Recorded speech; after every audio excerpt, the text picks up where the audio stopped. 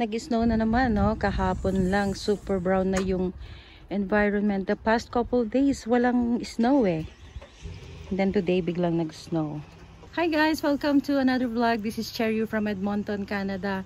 So medyo matagal akong di nakapag-upload ng video, no? Kasi I've been very busy. So working, tapos nag-aasikaso dito sa bahay. And then of course the kids, I'm monitoring their studies. Tapos nag-prepare din pala ako ng mga requirements for dual citizenship. Kasi finally nag-decide na kami ng asawa ko na mag-apply ng dual citizenship. And then today, I'm going out kasi papunta ako sa office namin. I need to drop by to pick up my new MacBook laptop kasi may mga nagdatingan na mga brand new laptops sa office, so magpapalit kami. And then after set up and everything, pero hindi ko siguro kayang gawin lahat today, so I'll just bring home the new laptop and then next week ko na i-drop off yung old laptop. So I haven't been in the office for more than a year actually. I don't know nga kung 2 years na. So I'm going to bring you with me. Punta tayo ng downtown. And then I heard from my daughter na merong new Filipino restaurant along Jasper Avenue, which is called yung Chicken House. So I wanted to try it. Meron daw chicken inasal and mga noodles. Magko-commute sana ako ngayon, kaya lang bigla namang nag-snow. So I decided to take a cab na lang para hindi na hassle. So I'm just waiting for my cab. Ito na yung taxi ko.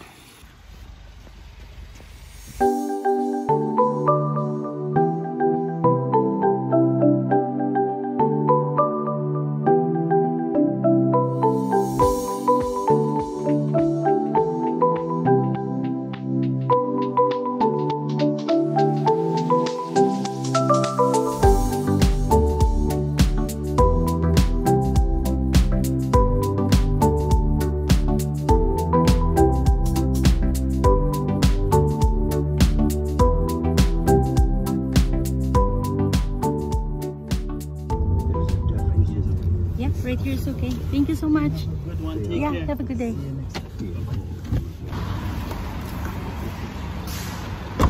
Okay, so after 20 minutes, nandito na ako.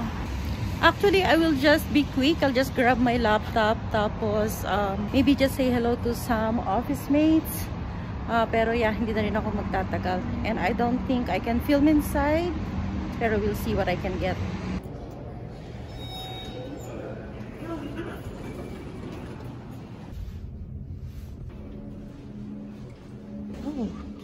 Okay, so here's my new laptop and this is the old one.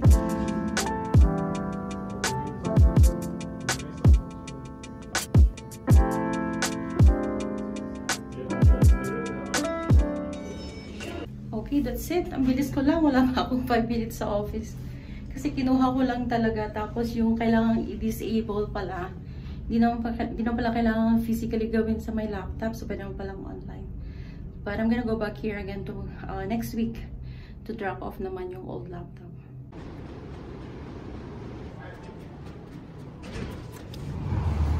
Okay, now it's time for me to grab lunch. Hindi pa ako nag-lunch eh. Actually, yung Filipino restaurant, malayo pa, medyo, siguro mga ilang blocks pa. 108 Street. Right now, I'm at 102 Street. So, kaya naman. Hindi naman pala ma-snow, so lakad tayo dito sa downtown. Maski pa paano, na-miss ko rin pumunta rito. So dito yung isang branch ng University of Alberta. Hindi ko lang kabisado kung anong college yan. Actually, hindi naman masyadong maginaw. Yun lang, mukhang may wind chill. May napifeel akong hangin. Pag humahangin, ang ginaw-ginaw. Actually, super busy ako sa trabaho this week. Kaya lang kailangan ko talagang isingit to. Kaya pag uwi ko mamaya ng bahay, mag-online pa rin ako, tutuloy ko pa rin ang trabaho. Kasi may mga nag-aantay na trabaho. I miss this area. Okay, so malapit na ako 107 Street na to. Actually, yung restaurant na pupuntahan ko na sa banda yan, sa likod ng bus. Maganda nga yung location niya kasi malapit siya sa schools. This is Northwest College. Tapos, pag diniretso yung street nitong Northwest, banda ron, nandyan lang ang Mac-Iwan University. Okay, so ito na siya. Chicken House, Filipino restaurant here at Edmonton downtown. So along Jasper Ave lang siya, katabi niya ang Rexall. Katapat niya yung L Furniture Warehouse, pero restaurant din yan. Tapos dito ang 107 Street, merong Corona LRT station dyan. Then yung pakabila dito is papuntang Alberta Legislature. Okay, tara, let's. Excited akong itry. Finally, nagkaroon ng Filipino restaurant dito sa downtown. Actually, may isa pa yata malapit doon sa may Legislature. Kaya lang open lang siya ng dining. So, sa gabi lang siya for dinner only. Okay, let's go. So, ito na rin yung street papunta ng Northwest actually. Okay, let's get in.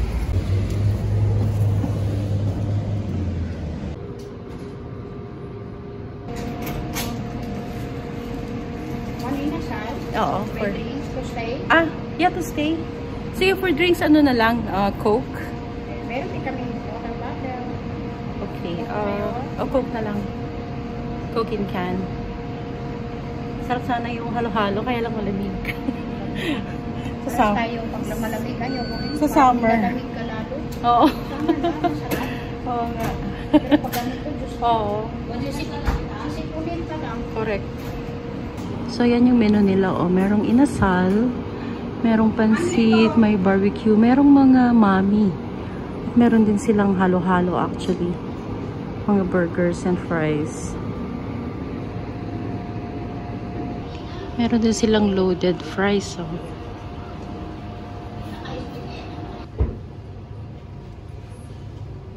Okay, so lumipat ako ng table kasi mas enclosed dito. Meron din silang balbakwa. Naririnig ko yan, pero hindi ko alam kung ano yung balbakwa. Someday I'm gonna try that. In order ko na chicken inasal nila is 13.99 plus yung soft drinks, di ko lang kung magkano. So, nakita ko yung kanilang lapas bachoy. Ganoon din ang presyo, 13.99. So, nalaman ko lang tong place na to dahil sa anak ko. Kumain sila dito ng mga kaibigan niya. So, nag-chicken inasal nga daw sila. Tapos, kung gusto niyo magkamay, bibigyan kayo ng plastic. So, ganun daw ang ginawa nila. Malaking grupo yata silang kumain dito. Sabi niya, it was fun. Actually, maganda nga itong location nila kasi maraming nag-aaral ng mga Filipino students dito sa Northwest. And of course, even Mag-Iwan.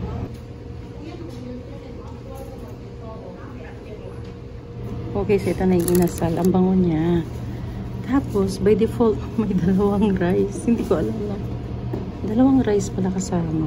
Tapos, of course, may sausawan na soy sauce and calamansi.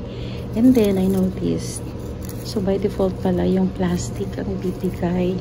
Siguro, unless you ask for spoon and fork. So, ayan, sige.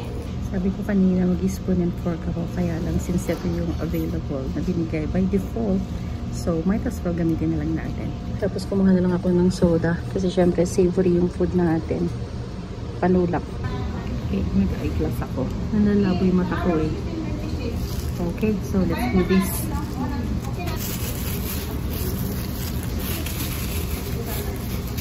Siguro naman biodegradable yung plastic ito. Okay, let's try. Higay muna natin yung lemon.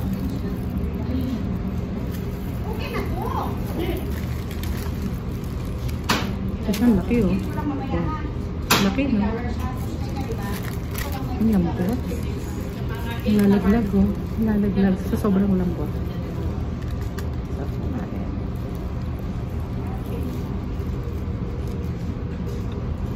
Sarap.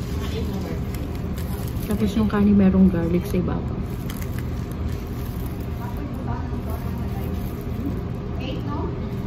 Laking chicken. Tapos lang ang lasa mo yung grill sa charcoal. Pero mas authentic sana kung kalamansi na lang. Medyo maasim yung lemon. Sarap.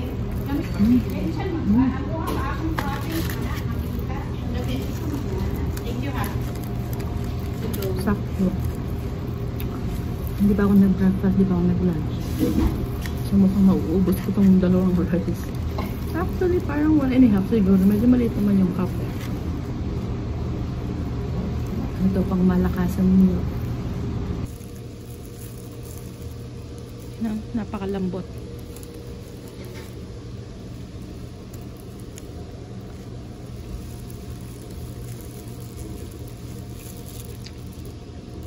In fairness, meron namang pa siya isang pumapasok. Alanganing oras na, mga 2:13 na right na ng hapon.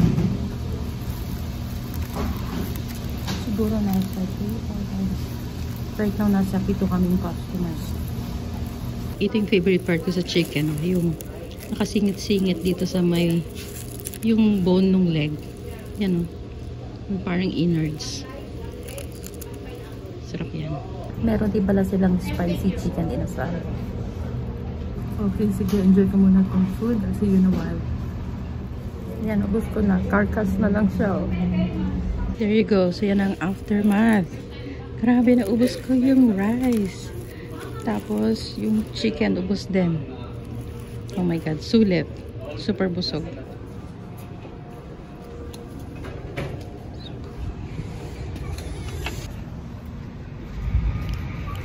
So far, nag-enjoy naman ako sa food. Masarap yung food. It's my first time to try. So, it's worth going back. I'm also looking forward dun sa halo-halo nila. So, sa summer, balik tayo dito. Kain tayo ng halo-halo. So, lumabas na ako kaagad kasi dito lang sa may labasan is bus stop. Yung bus ko malapit nang tumating. In 1 minute. So, uwi na din ako pero dadala lang ako ng Canada Post. Mag-email lang ako. And then, going back home kasi magtatrabaho pa ako. Yan lang pala sa harap oh. Labasan ng Corona Station ng LRT. And then dito lang yung bus stop. Okay, finally nakarating na ako dito sa amin. Pero didiretso muna ako sa Shoppers kasi nandun ang Canada Post. I-mail ko lang yung application namin ng dual citizenship. Actually, hindi ko alam kung gaano talaga katagal yung processing. Although nakalagay sa website ng Philippine Consulate General ng Calgary. Nasa 3 to 4 months yata yung processing because of backlog nga. So, well, I'm hoping na sana lang mas bilis ng kaunti para sana before mag-summer, makapag-oath taking na tapos makapag-apply kami ng Philippine passport. Nako, mukhang nagpipick up na si Canada Post ng mails. Baka tong mail ko sa Monday ng pick up ha. Yan, dito yung Shoppers. Okay, so bali ito na yung email ko. Actually, yun yung actual sobre kung nasan yung application form and the different requirements. So, bumili lang ako nitong plastic na to ng Canada Post para protection. Parang bubble, parang, ano tawag dito? Basta parang bubble envelope. Tapos plastic para worst case, hindi mabasa yung document. Okay, pila na tayo dito. Okay, so I'm done. In-express post ko na lang para makarating na sa Calgary ng Monday. Dito pala sa Edmonton, wala kaming Philippine Embassy. So, ang pinakamalapit is Calgary or pwede rin naman sa Vancouver. Pero syempre, either mag-airplane ka pa or maglo-long drive. So, Calgary talaga yung pinakamalapit. Although occasionally meron silang ginagawang off-site visit. Usually yata mga around summertime, pumupunta mismo ang Philippine Embassy dito sa Edmonton. So meron silang Facebook page. Doon nila pinopost yung schedule. Yung iba doon nagsasubmit ng mga requirements ng application for dual citizenship or kung ano-ano pang services noon kailangan natin sa Philippine Embassy like renewal of Philippine passport, yung pagkuha ng mga SPA, mga ganyan.